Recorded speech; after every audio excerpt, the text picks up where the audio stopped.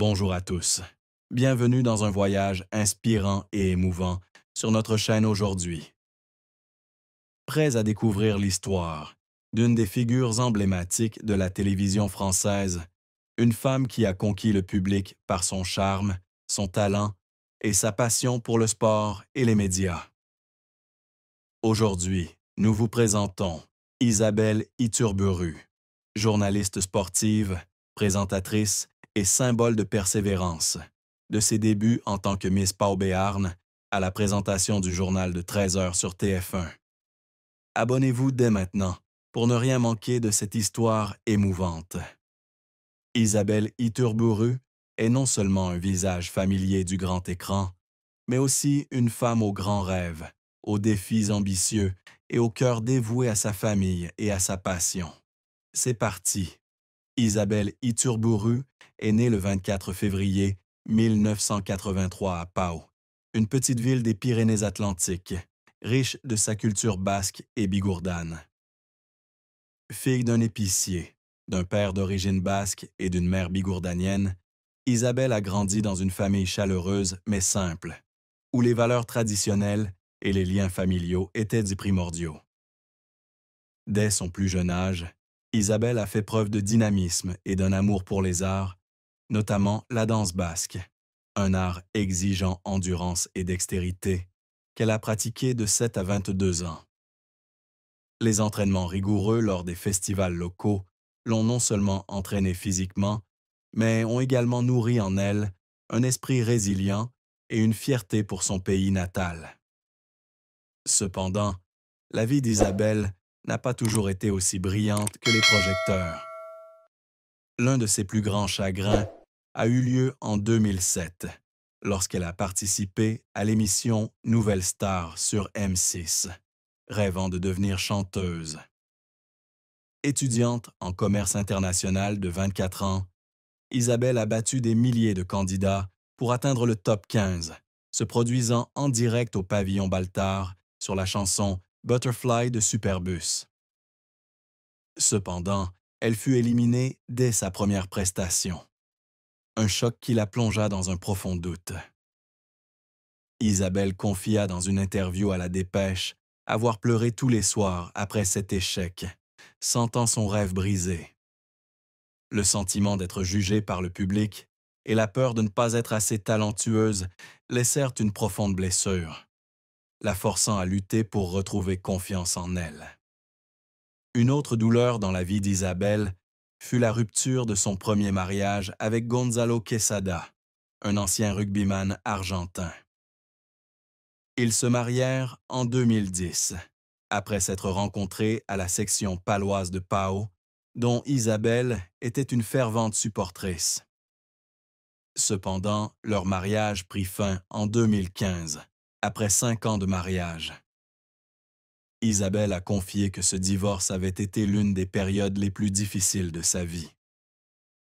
Elle avait le sentiment d'avoir échoué à fonder une famille, et les mois qui suivirent furent emplis de sentiments de solitude et de désorientation.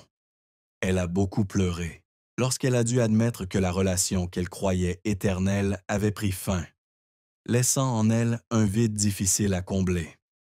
Un autre incident s'est produit en 2018. Mado, la mère d'Isabelle, a reçu un diagnostic de polyarthrite rhumatoïde, une maladie chronique qui provoque des douleurs et limite la mobilité. Isabelle, très proche de sa mère, a trouvé extrêmement douloureux de voir la femme forte qu'il avait élevée lutter aujourd'hui contre des douleurs quotidiennes. Elle a confié qu'elle se sentait impuissante, comme plus jeune, incapable d'aider sa famille face aux difficultés financières causées par la faillite de l'épicerie de ses parents. Rendre visite à sa mère à Pau et la voir tenter de sourire, malgré la douleur, a fait pleurer Isabelle, mais a aussi renforcé sa détermination à vivre pleinement et à savourer les moments passés en famille.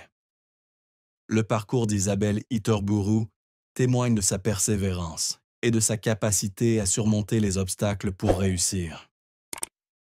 Après un échec à la Nouvelle Star, Isabelle a poursuivi son rêve dans les médias, même si elle ne se destinait pas initialement au journalisme. Après un diplôme en commerce international, elle a travaillé dans une entreprise d'import-export à Boulogne-Billancourt, mais la vie de bureau ne la satisfaisait pas.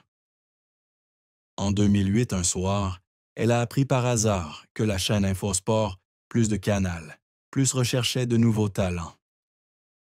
Avec audace, Isabelle a postulé et a été acceptée en 2009, entamant ainsi son parcours dans le journalisme sportif. Elle a rapidement impressionné par son style de présentation naturel, sa voix chaleureuse et sa profonde compréhension du sport, en particulier du rugby, un sport qu'elle affectionnait depuis l'enfance.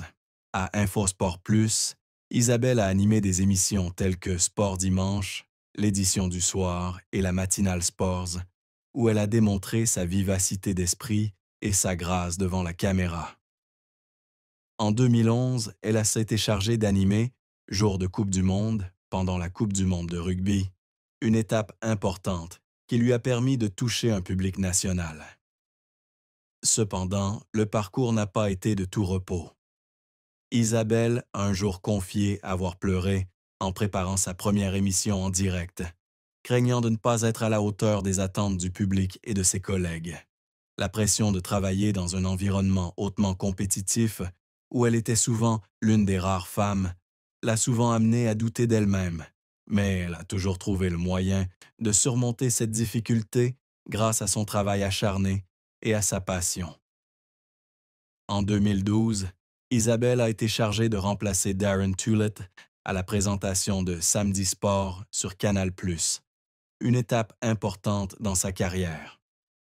Elle a également commencé à animer Jour de rugby et à réaliser des interviews au bord du terrain lors des matchs de rugby, où elle est devenue une référence pour les supporters grâce à son enthousiasme et sa disponibilité. Un moment mémorable a eu lieu en 2014, lorsqu'elle a interviewé des joueurs au stade Ernest Wallon de Toulouse, et que 21 000 spectateurs ont scandé son nom à l'unisson. Isabelle, Isabelle. Elle a confié au monde que ce moment l'avait tellement émue qu'elle avait failli pleurer en direct à la télévision, car elle n'aurait jamais imaginé recevoir un tel amour. De 2012 à 2022, Isabelle a également animé La Nuit du rugby, un événement annuel célébrant les rugbymen professionnels français, à l'exception de 2018. 2023 a marqué un tournant majeur lorsqu'Isabelle a quitté Canal+ après 14 ans pour rejoindre TF1, une décision qu'elle a décrite comme la plus difficile de sa carrière, dans une interview accordée à Diverto. À TF1, elle a été nommée présentatrice de 50 minutes Inside, un magazine de divertissement populaire, en remplacement de Nikos Aliagas.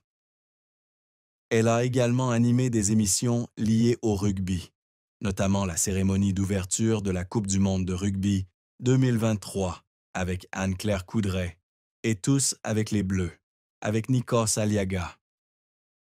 L'apogée de sa carrière a eu lieu en juillet 2025, lorsqu'elle s'est devenue présentatrice du journal de 13 heures de TF1, remplaçant Jacques Legros comme Joker de Marie-Sophie Lacaro.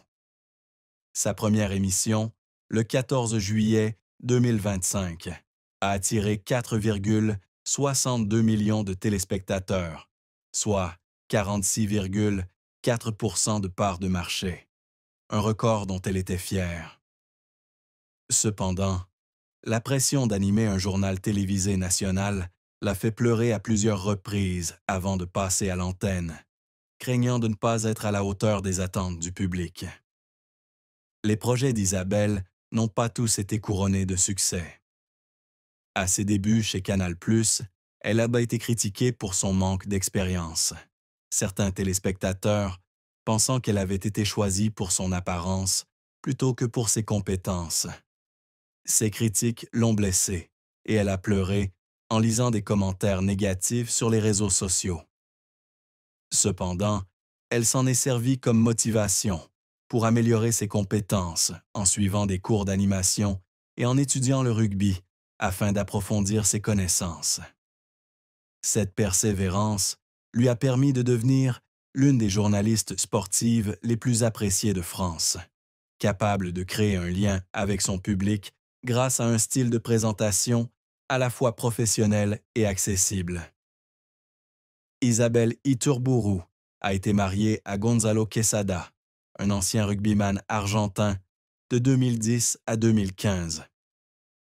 Ils se sont rencontrés lorsque Gonzalo jouait à la section paloise, un club de rugby de Pau où Isabelle allait souvent assister aux matchs. Leur relation est née d'une passion commune pour le rugby, et Isabelle a un jour décrit Gonzalo comme un homme fort mais doux, qui l'a aidé à mieux comprendre ce sport. Cependant, leur mariage a pris fin après 5 ans en raison de divergences irréconciliables, notamment liées à leurs emplois du temps chargés. Isabelle a confié dans une interview à Gala avoir beaucoup pleuré lorsqu'elle a décidé de divorcer, ayant le sentiment d'avoir perdu une partie importante de sa vie. Depuis 2015, Isabelle vit avec Maxime Nucci, connu sous son nom de scène Yodelis, un célèbre musicien et producteur de musique. Ensemble, ils ont une fille, Mia, née le 1er août 2018. Très discrète sur sa vie privée, Isabelle a révélé lors d'une interview accordée à Télé 7 jours en 2024 que Maxime était le compagnon idéal, toujours à ses côtés lors de ses grands changements de carrière, comme son passage de Canal+ à TF1. Cependant, un événement bouleversant s'est produit en 2020. Maxime a appris qu'il souffrait d'hépatite C, une maladie chronique qui affecte le foie. Isabelle se souvient du moment où le médecin lui a annoncé le diagnostic lorsqu'elle a serré la main de Maxime dans la salle d'examen, essayant de retenir ses larmes pour ne pas l'inquiéter. Elle a beaucoup pleuré ensuite, surtout en pensant à l'avenir de Mia et de sa famille. Heureusement, grâce à un traitement intensif, l'état de Maxime a été maîtrisé. Mais Isabelle a confié que cette expérience lui a permis d'apprécier davantage les moments passés en famille et de réaliser que la santé est ce qu'il y a de plus précieux.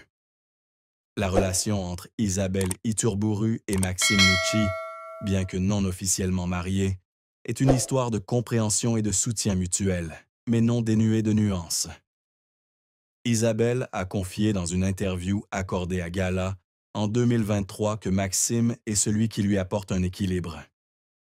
Il lui prodigue souvent de précieux conseils pour gérer la pression médiatique, notamment lorsqu'elle présente le journal de 13 heures sur TF1.